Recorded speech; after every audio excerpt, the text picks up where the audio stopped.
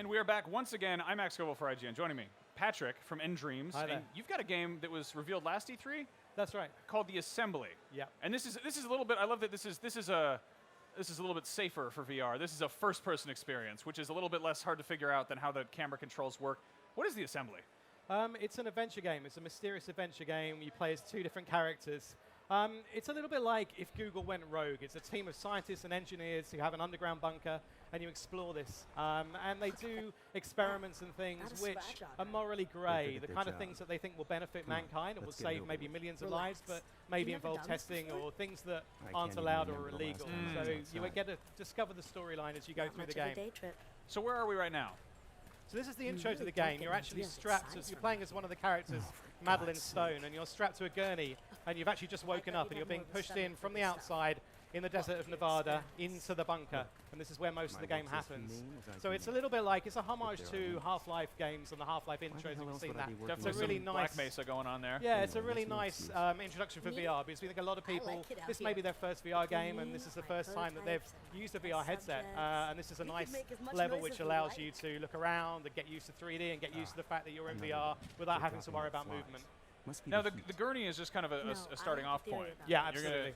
That's a nice way of kind of rolling people into it, so to speak. Yeah, so as soon as that's finished, you then start moving around, you solve puzzles, you explore the environment. You know, we think that adventure games are perfect for VR because when people put a headset on for the first time, they look around, they just want to explore things, they want to see what's there, and so adventure games are ideal for that, we think. Okay, and one of the kind of cardinal directions or cardinal controls of point-and-click adventures is look at, and now you've got the most, intuitive way of doing that. Absolutely. I know that people have, in some cases, kind of concerns about nausea coming by way of VR. Yeah. But this seems very much more like kind of go at your own pace. Like you're not very much so. I mean, we're big believers in VR movement being relatively slow and calm. You know, like you would be comfortable with in real life. I'm not a big believer of in real life you don't run at the speed of a Usain Bolt. You don't turn around 3.5 times a second like you might do in Call of Duty, for example. So everything needs to be much more realistic, much more natural and comfortable. And adventure games are great for that because you just take it at your own pace, like you said. You search around, you look at stuff, you examine the environment, you're looking around rooms. You're not dashing at any point. And I think it's interesting. We've seen a lot of these kind of first-person, exploring games. Yeah. Please lock your terminals. You're playing as two different characters. Yep. How does that come into play? Is it just going to be kind of for the sake of the story, or is so the game's split into chapters that are about 15-20 minutes each, and you alternate between the two characters. So Madeline's chapter, she's basically a new recruit, and she's being put through a load of tests. So they were very set up ideas. You have to solve a crime. You have to deal with sort of walking up high. You have to. There's a block puzzle. There's physics. There's a whole load of really interesting different things that we've designed to work well in VR. And the other character is a guy called Cal Pearson, who's a scientist who's been here for a while.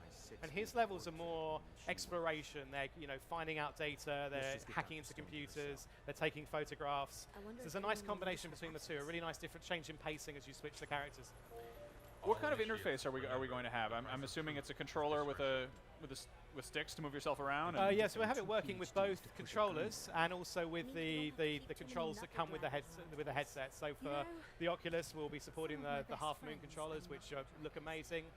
For the Vive, we'll be supporting the Vive controllers, and for the Morpheus, we'll be using the Move controllers as well as the gamepad. Oh wow! And will we be seeing virtual hands to kind of give that sense of place? Yeah, very much so. Will the characters have different hands? They will, and that's actually a really interesting point because you play as two characters. Madeline is 5'2", Cal is 6'1", 6'2", and you really notice that difference in VR. You notice the difference in sound and shuffling and speed and hands, but also the voice and the height. I'm not used to going through doors so low, but also and it's really interesting playing as a different character. That's actually really cool. For those of you watching at home, you see my knees are practically up to my chest. I'm about 6.5 feet tall, and games rarely accommodate for height. Everyone's kind of the same height. You can do all that customization in GTA, but you can't make yourself much taller, And it's like that's fascinating to me. What other kind of stuff are you doing like that? Just kind of with making people really feel like they're in the game. Which we're trying to make.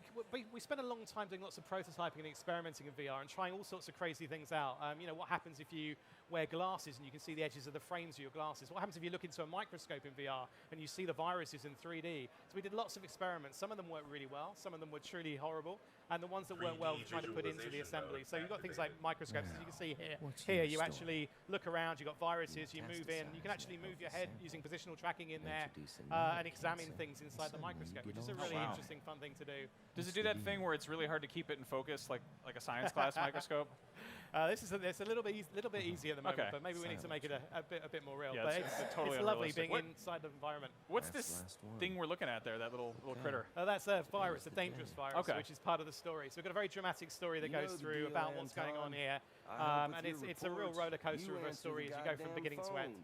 Okay, and let's see. We're moving fairly slowly here, and I'm guessing that's kind of to show off the environment. Yeah, your character moves a little bit faster than this, but not much. I mean, you're walking around, you're examining. So this is the lab in Chapter 2. It's probably one of the slowest, one of the most basic levels in the game. But it's the first level you play as Cal, and you're moving around, doing jobs, picking things out of fridges, going into computers, picking up phones, just getting used to the structure of the world, moving around, and how it works. Hello. That's really cool. I love that this is.